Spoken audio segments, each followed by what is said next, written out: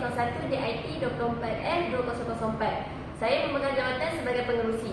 Nama saya Nurul Syafiq, nombor metrik 01 DIT 24F2012. Saya memegang jawatan naib pengerusi. Nama saya Damia Akidah, nombor metrik 01 DIT 24F2048. Saya memegang jawatan sebagai setiausaha. Nama saya Nur Aziz Azwani binti Muhammad Yusri, nombor metrik 01 DIT 24F2003. Saya memegang jawatan sebagai bendahari. Nama saya Nisa Aidina, nombor metrik 01 DIT 24F2019. Saya memegang jawatan sebagai AJK. Sebelum kita mulakan, izinkan saya memperkenalkan ahli-ahli kumpulan kita yang akan terlibat dalam penganjuran pertandingan ini. Saya Nurhani Nabila sebagai pengerusi. Saya akan memimpin mesyuarat hari ini dan pastikan setiap perkara berjalan dengan lancar. Sebagai setiausaha, akan merekankan minit mesyuarat dan menyediakan kertas kerja. Sebagai bendahari, akan mengurus anggaran kemerajaan dan memastikan bajet diuruskan dengan baik. Akhir sekali, sebagai AJK, akan bertanggungjawab untuk merancang tentatif acara dan memastikan pertandingan berjalan dengan lancar. Saya akan paskan agenda seterusnya kepada naib pengerusi. Untuk memulakan mesyuarat ini, saya ingin memastikan setiap ahli jelas dengan tugas masing-masing. Kita akan membincangkan secara terperinci mengenai peranan kita dalam pertandingan ini. Damia Akilah, bolehkah anda terangkan tugas anda sebagai setiausaha, khususnya mengenai penyediaan minit mesyuarat dan kertas kerja program?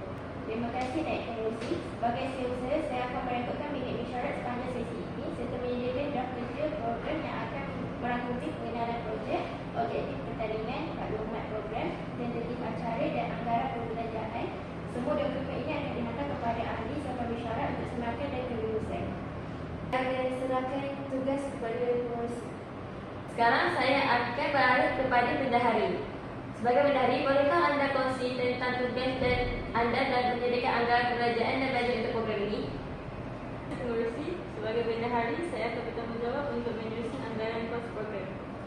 Saya akan memastikan bahawa kita mempunyai peruntukan untuk sewa tempat, hadiah, peralatan travel, makanan dan bahan percetakan.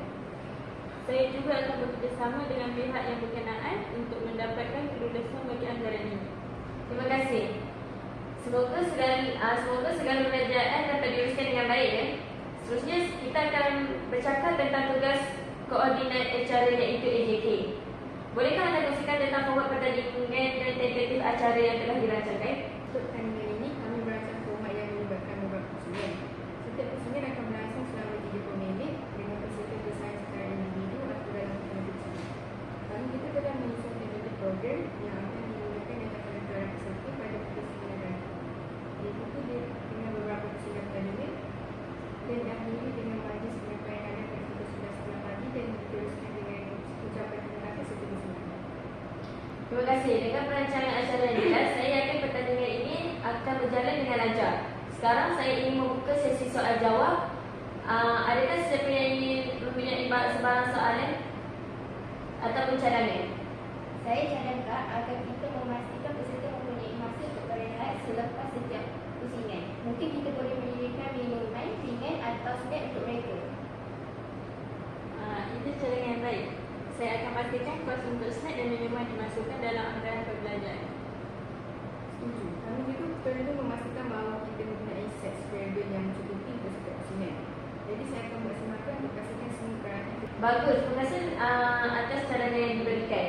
Jika tiada lagi perkara lain, saya rasa kita boleh menutup mesyuarat pada hari ini.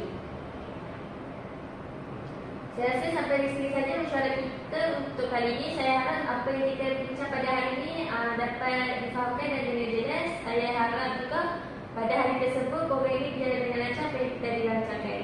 Terima kasih.